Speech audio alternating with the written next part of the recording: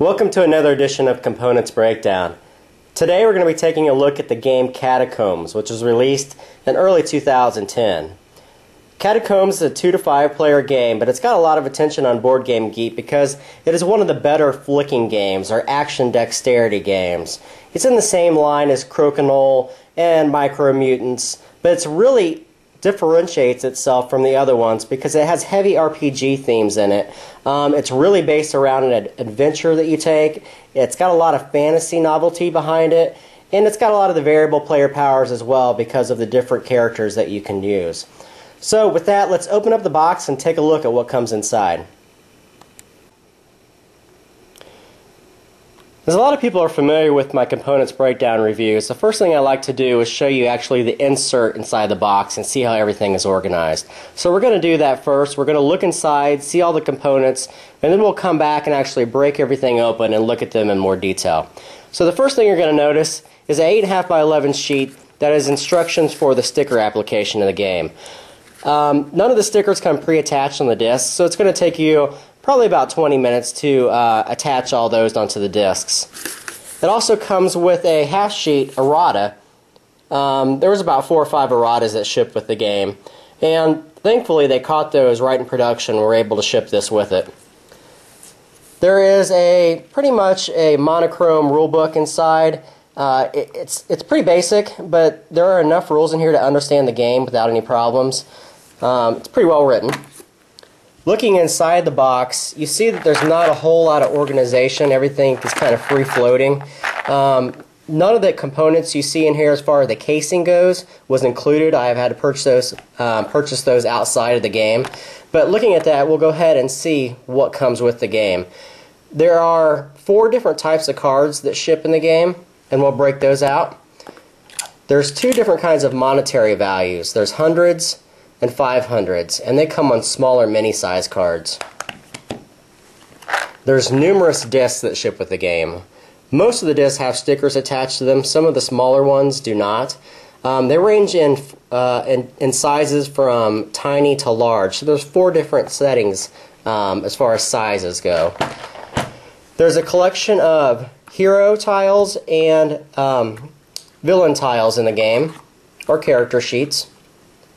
And there's also 3 boards that come with the game. All the boards are double-sided, and they have holes in them where you put the obstacles. So with that is a look at what comes inside of the box. Now we're going to actually break all the components out and show you in a little more detail what it consists of. So now we have all the components taken out of the original game box. We're going to go through them individually, piece by piece, so everyone can see what they'll be purchasing. The game ships with 3 game boards that are all double-sided. The game boards represent the rooms that are underneath the catacomb. They are broken into 3 different individual spaces. The top of the space is a white line where the heroes will start off. The center is usually where the obstacles, or the majority of the obstacles, will be located. And then the back end, between this white line and the end of the board, is where the monsters will spawn or originate when you first enter this catacomb room. The game also comes with several different hero pieces. There are 4 heroes that shipped with the game, and they consist of the barbarian, the wizard, the thief, and the elf. And these are the 4 white ones you see here. Along with those are 4 character sheets that go along with that. The character sheets are broken up by the name, any kind of special abilities they may have here and along the bottom, and then there's a health track along the bottom as well, an area for them to put their gold. They ship on a real, I don't know, it's probably like 100-pound cardstock. They're kind of flimsy. They don't have any real weight to them, so I would try to laminate them possibly if you have that ability. There's also 4 different monster sheets as well, and those are the Gorgon, the Lich, the Sorcerer, and the Dragon.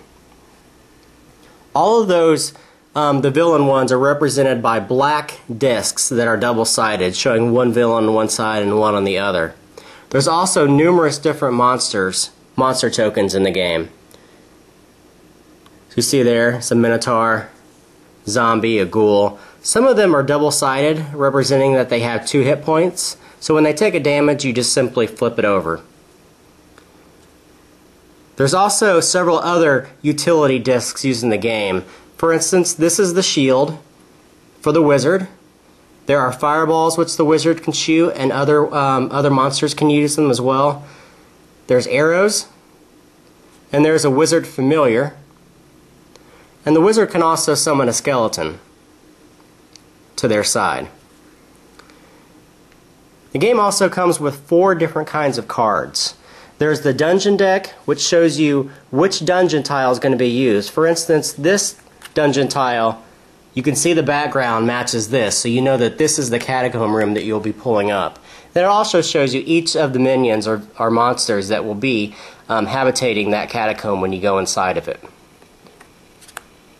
There are monster cards, which show you the number of hit points for each monster and any special abilities they have. And the artwork on these are actually quite good.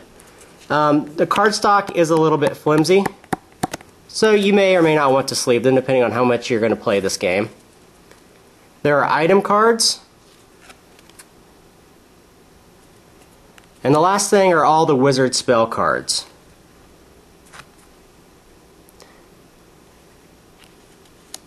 And as I showed you earlier, there was also money cards. I probably would have been happier if they'd used coins. I'm not sure why they use cards, and again, these are kind of flimsy and they're square-cornered. Not something that I typically like in games. So, those are the components themselves. Now, I typically in my videos, I don't go into reviews and I try not to sway people's opinions. I just want to show them what comes in the game and see if it's something they'd want to invest in. But this is one of those games where if you're an action or a dexterity fan at all, this really, hit the nail for me. It's not something that I typically like to play, but in this instance, it's a really solid game from beginning to end. It's well thought out. It's too bad that the artwork on some of the stuff is kind of chintzy. If you look at these boards, they look like they were made with like Microsoft PowerPoint. They don't look really high presentation value. That and some of the other character cards, they're just not really artistically nice to look at. But that's really a shame because the game is really well made. It's got solid gameplay from beginning to end, and it's one of those games that if you just give it a chance and try it once, I think people will come back and start playing it. If you look on BGG.com, it's getting a really good rating as well. So it's one of those games that's really kind of a hidden gem, and I would suggest it to anybody who is even remotely interested in this style of gameplay. Thanks again for watching.